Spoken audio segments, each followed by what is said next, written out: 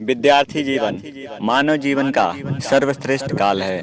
किसी कवि ने लिखा है, दुर्लभ मानुष जन्म है, देह न बारंबार, तरुवर जो पत्ता झरे, बहुरी न लागे दाग। जिस प्रकार पेड़ से पत्ता गिर जाता है, फिर वह उसमें लग नहीं सकता, उसके जगह कोई नया पत्ता जरूर उग सकता है। उसी प्रकार यह मानव जीवन है, जो इस धरती पर सिर्फ एक बार जन्म लेता है, बार बार नहीं।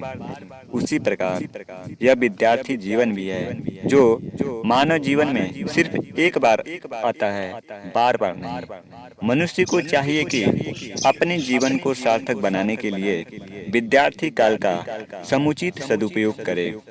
अपने जीवन को सार्थक और सफल बनाने के लिए सबसे पहले आप अपने जीवन का एक लक्ष्य बनाइए।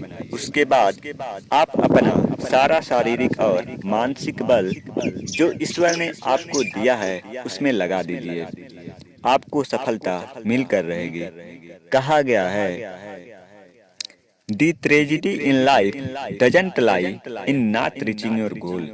The tragedy lies in having no goals to reach.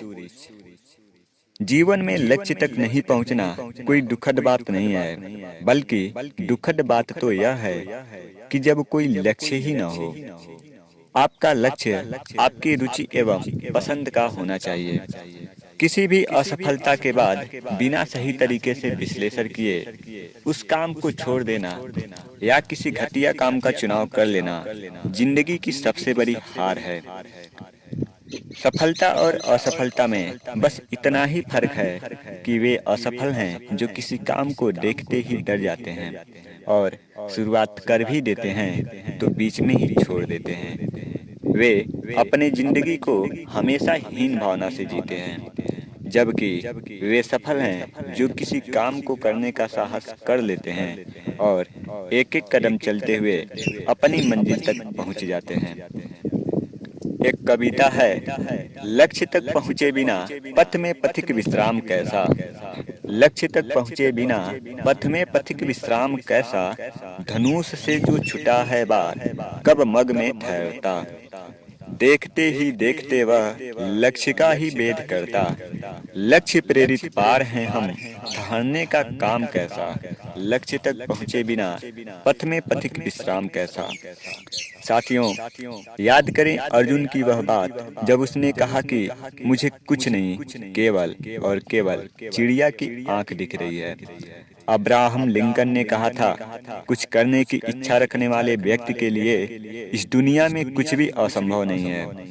एक इंसान पहाड़ की जिस चोटी को देख नहीं सकता, यदि वह उस पर चढ़ना भी आरंभ कर देना तो वह वहां एक दिन पहुंच जाएगा। यदि आप अपने उद्देश्य के लिए कठिन परिश्रम करते हैं तो आपको सफलता पाने से कोई रोक नहीं सकता।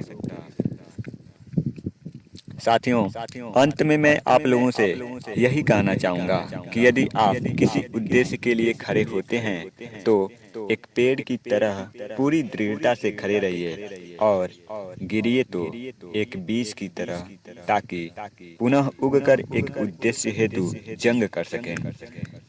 व्यक्ति का सबसे बड़ा गुण कभी न गिरने में नहीं, बल्कि जब जब गिरे तब तब हर बार उठने में है।